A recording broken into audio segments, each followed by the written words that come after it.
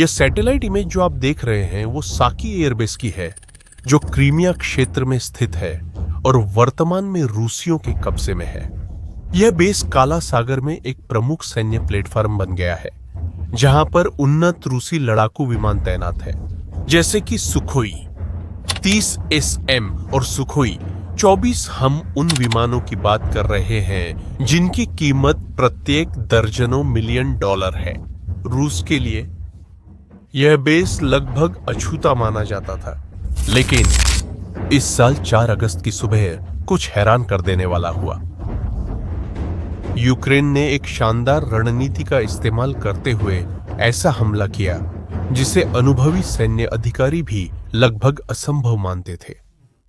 और यहां वह बात है जो आपको और भी ज्यादा हैरान करेगी। यह साकी पर पहला हमला नहीं था, असल में यह तीसरा था, और हर हमला यूक्रेन की युद्ध रणनीतियों के शानदार विकास को दर्शाता है।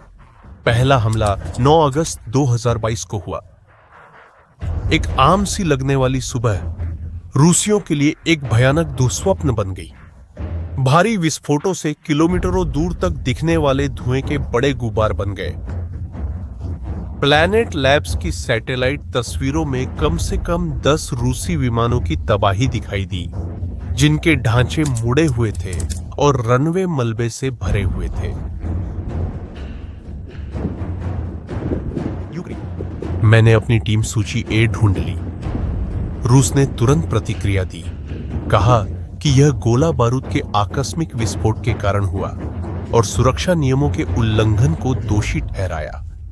लेकिन इस बहाने में एक बहुत बड़ी समस्या थी। यह बेस किसी भी यूक्रेनी पोजीशन से 200 किलोमीटर से भी ज्यादा दूर था। इतनी ज्यादा सुरक्षा वाली मिलिट्री बेस में ऐसा हादसा आखिर कैसे हो सकता है? और धमाके इतने सटीक कैसे थे जो सिर्फ वहीं हुए जहां सबसे कीमती विमान रखे थे? सैटेलाइट तस्वीरों में मिसाइल हमलों जैसी गड्ढे दिखे, न कि किसी हादसे में हुए धमाकों के। विनाश एकदम सटीक था।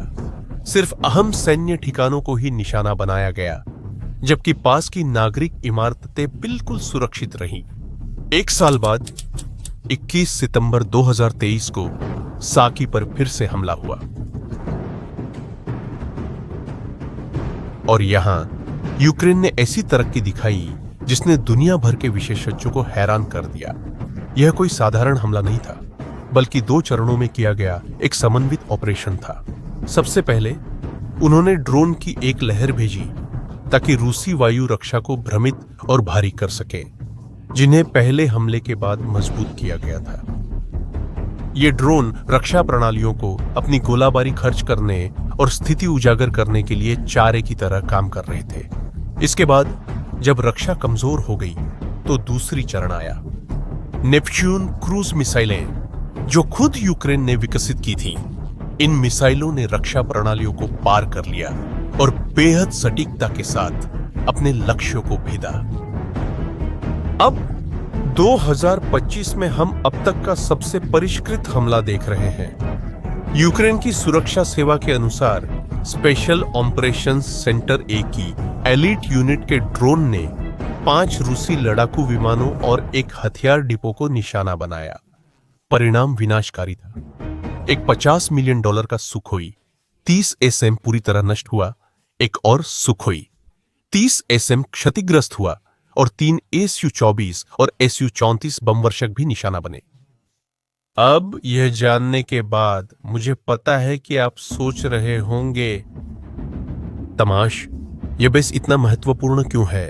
यूक्रेन बार बार वहां क्यों लौटता है, कीमती उपकरणों को जोखिम में डालता है? जैसा कि आप समझ गए होंगे, यह सिर्फ एक और सैन्य हवाई अड्डा नहीं है। यह वास्तव में काले सागर में रूसी बेड़े की आंखें और तलवार है। यह एक रणनीतिक स्थान पर स्थित है जो रूस को काले सागर और दक्षिणी यूक्रेन के एक विशाल क्षेत्र पर नियंत्रण करने की अनुमति देता है।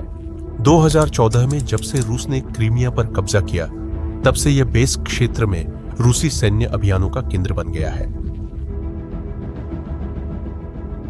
साकी में तैनात विमान महत्वपूर्ण काम करते हैं। वे मिसाइलों से यूक्रेनी क्षेत्र पर हमला करते हैं, जहाजों की निगरानी के लिए समुद्र की गश्त करते हैं यूक्रेनी गतिविधियों को ट्रैक करने के लिए रडार से निगरानी करते हैं और हमले के मिशनों में बड़े बम वर्षकों को एस्कॉर्ट करते हैं। यदि आप इन गतिविधियों को नुकसान पहुंचाते हैं तो काले सागर में संपूर्ण रूसी सैन्य क्षमता प्रभावित होगी। और यही है यूक्रेनी रणनीति की प्रतिभा। वे सिर्फ एक अलग थलग पड़ी बेस पर हमला नहीं कर रहे हैं, वे पूरी तरह से समन्वित अभियान चला रहे हैं ताकि रूस से काले सागर का पूरा नियंत्रण छीन लिया जाए। जहां उनके नौसैनिक ड्रोन पहले ही दर्जनों रूसी जहाजों को डुबो या नुकसान पहुंचा चुके हैं, जिनमें मोस्कवा भी शामिल है जो बेड़े का प्रमुख जहाज था। अब वे नौसेना के विमानों पर हमला कर रहे हैं। यह रूस से समुद्र पर पूर्ण नियंत्रण छीनने की सर्जिकल रूप से सटीक रणनीति है। पहले उन्होंने जहाज डुबोए और अब वे निगरानी रखने वाले विमानों को अंधा कर रहे हैं। अंतिम उद्देश्य स्पष्ट है, पूरी तरह से अलग थलग करना। क्रीमिया को समुद्र से, उसे शक्ति के केंद्र से एक घिरे हुए द्वीप में बदल देना। क्या आप जानना चाहते हैं कि यूक्रेन दुनिया की सबसे मजबूत वायु रक्षा प्रणालियों में से एक के खिलाफ ये हमले कैसे करता है? इसका जवाब एक शांत तकनीकी क्रांति में छुपा है जो युद्ध के नियमों को बदल रही है।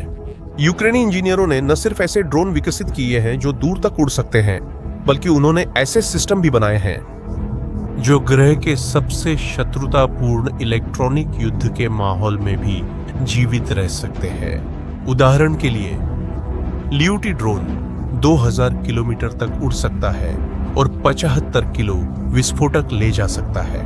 लेकिन जो वास्तव में प्रभावित करता है वह सिर्फ दूरी नहीं है, बल्कि वे क्रांतिकारी सिस्टम हैं जो इसे लगभग रोकना असंभव बना देते हैं। ऐसे ड्रोन की कल्पना कीजिए जो अत्यंत पतले फाइबर ऑप्टिक केबल्स द्वारा नियंत्रित होते हैं, जो उड़ान के दौरान खुलते रहते हैं। यह इसे नियंत्रित करने वाले व्यक्ति के साथ एक भौतिक संबंध कायम रखता है, जिसे रूस के सबसे उन्नत इलेक्ट्रॉनिक सिस्टम भी अवरुद्ध नहीं कर सकते। जबकि रूसी ऐसे रेडियो सिग्नल्स को ब्लॉक करने की कोशिश कर रहे हैं जो असल में है ही नहीं। ये ड्रोन चुपचाप उड़ते हैं, जैसे डिजिटल भूत। कुछ और मॉडल भी हैं, जैसे UZ-20 और 2 एयरबोर्न और बॉबर, जो 800 से 1000 किलोमीटर तक उड़ सकते हैं और 20 किलो विस्फोटक ले जा सकते हैं।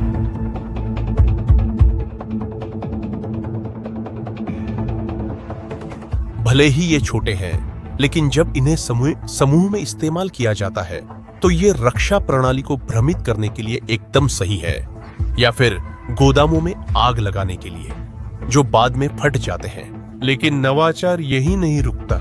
सबसे उन्नत ड्रोन में आर्टिफिशियल इंटेलिजेंस सिस्टम होते हैं, जिन्हें आंखें बाज की तरह कहा जाता है, जो सिर्फ देखकर ही लक्ष्यों को पहचान सकते हैं।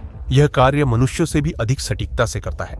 यह उन्हें हमले के अंतिम हिस्से में खुद से नेविगेट करने की अनुमति देता है, भले ही उनका ग्लोबल पोजीशनिंग सिस्टम खो जाए या उन्हें भारी इलेक्ट्रॉनिक हस्तक्षेप का सामना करना पड़े।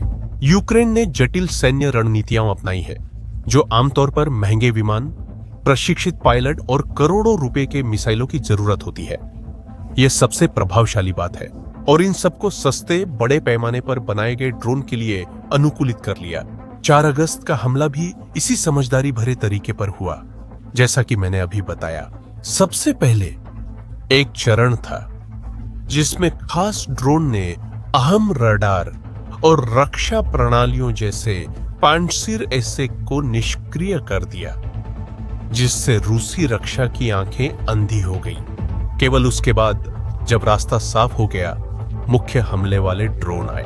पहली बार एक छोटा देश ऐसे ऑपरेशन कर सका है जो पहले सिर्फ महाशक्तियां ही कर पाती थी, और यह आधुनिक युद्ध में सब कुछ बदल रहा है।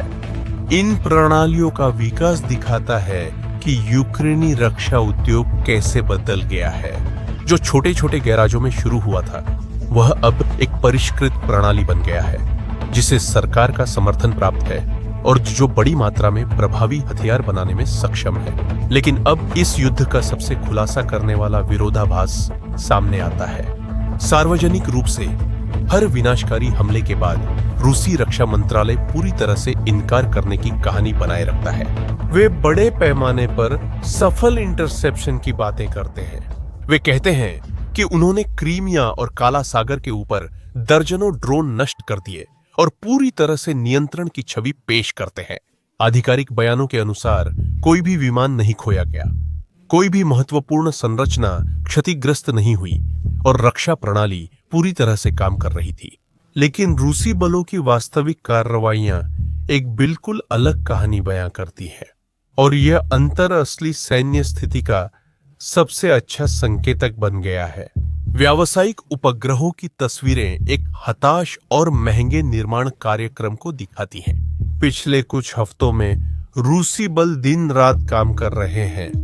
पूरे क्रीमिया में हवाई अड्डों पर दर्जनों नए मजबूत आश्रयों का निर्माण कर रहे हैं।